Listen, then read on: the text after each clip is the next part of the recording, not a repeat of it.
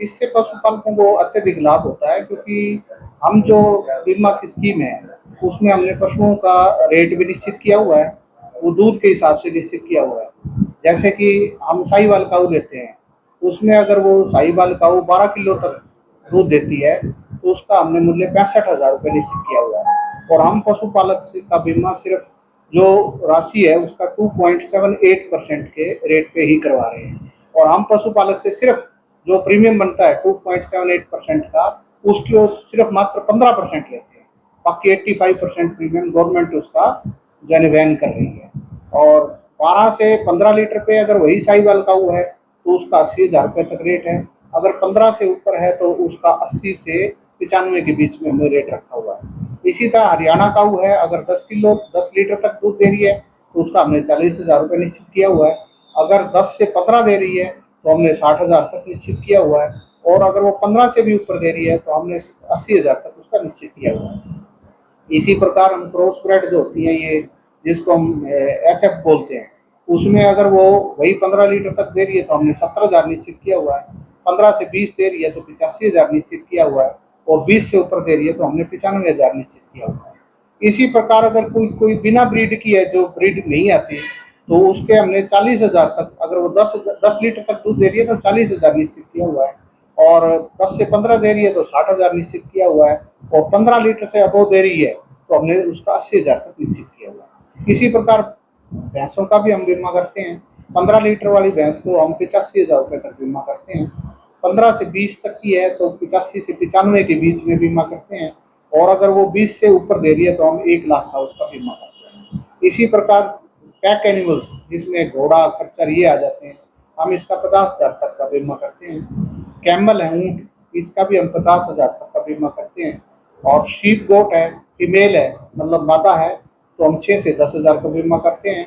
और जो मेल है उसका उसका हम 15,000 से ऊपर का बीमा करते हैं। इसी प्रकार काफ है, मतलब बच्चा छोटा है गाय का, भैंस का, उसका हम 10,000 तक का बीमा करते हैं। तो ये श्रेणियां हमने अलग अलग अलग बनाई हुई हैं। और सभी श्रेणियों का सरकार ने हिमालय ब्रोकर्स प्राइवेट लिमिटेड से यानी इसका एग्रीमेंट किया हुआ है, जिसको हम सरकार 2.78% के रेट पे, जो भी कॉस्ट हमने अब आपको बताई है, उसका 2.78% का प्रीमियम सरकार उसको पे करती है। और उस प्रीमियम में से मात्र 15% हम ओनर से लेते हैं। अप्रैल माह के दौरान पूरे सिरसा में हमने 180 पशुओं के बीमा किए हैं। अब आगे आगे और पूरे साल का हम अपना टारगेट सरकार की तरफ से आया हुआ है, उसको पूरा करें। टारगेट की अगर बात करें, कितना टारगेट मिला है और पशुपालक जो है कितना इसका लाभ उठा सकते हैं? ऐसा जी, पूरे डिस्ट्रिक्ट में हमारे को 10,000 का टारगेट मिला हुआ है, जो कि कम है। बाकी टारगेट की कोई बात नहीं है, जो जितने पशु बीमा करवाना चाहते हैं हम उनको कोई रोकते नहीं है। भाई हमारा टारगेट पूरा हो गया तो हम आपका बीमा नहीं करेंगे, बीमा हम उनका भी करते हैं। और पशुपालकों को इससे भारी लाभ होता है। मान लिया किसी का पशु 1 लाख रुपए का है, हम तो 2.78% के हिसाब से गवर्नमेंट पे करे, उससे मात्र 15% ले रहे हैं। वो 200 से 300 रुपए की अमाउंट बैठती है। और 200 से 300 की अमाउंट दे करके अगर उसका पशु मर जाता है तो उसको लाख रुपए कंपनी की तरफ से वापस मिल जाते हैं। तो उस बेचारे को कोई दिक्कत नहीं आती, वो अपना नया एनिमल खरीद के अपना वो गुजारा कर सकता है। गरीब किसान है, 1 लाख का उसका एनिमल मर गया और 1 लाख का उसको दोबारा लेना पड़ा तो उसको लगभग 2 लाख की चपत लग जाती है इससे। तो इससे भारी फायदा हो रहा है पशुपालकों का। और पशुपालकों को हम समय समय पर प्रेरित भी करते हैं, कैंप भी लगाते हैं, गोष्ठियां भी लगाते हैं, उसके अंदर हम इस स्कीम के बारे में बताते हैं। और हमारे जो फील्ड फंक्शनरीज हैं, जिसमें VATH हैं, VS हैं, वो भी वहाँ लोगों के टच में रहते हैं और उन स्कीम के बारे में बताते हैं।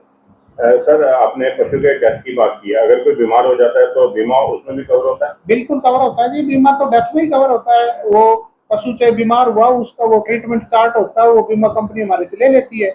और हम बता देते हैं अभी स्टेट को इसका इलाज शुरू हो, स्टेट तक इसका इलाज चला, तो वो हमारे से जो जो मेडिसिन दी गई वो भी हमारे से ले लेते हैं ट्रीटमेंट चार्ट के अंदर। वो अपने किसी एक्सपर्ट से चेक करवाना चाहें तो वो करवा लेते हैं, कोई दिक्कत नहीं। तो किसान कैसे अप्लाई कर सकता है पशुपालन?